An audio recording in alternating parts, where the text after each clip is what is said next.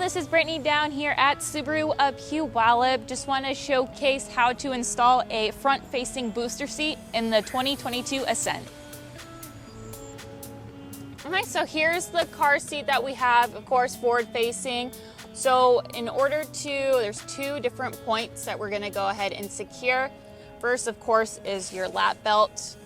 There is a pocket where you put it through and you secure it this way, just like that.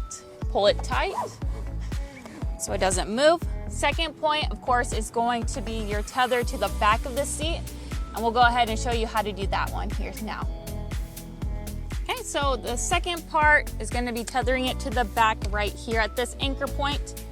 Basically, you want to take this, make sure it's through the headrest, and really you just click it in, pull it tight, secure that at the back of the seat, and there you go. Your car seat front facing is already all installed.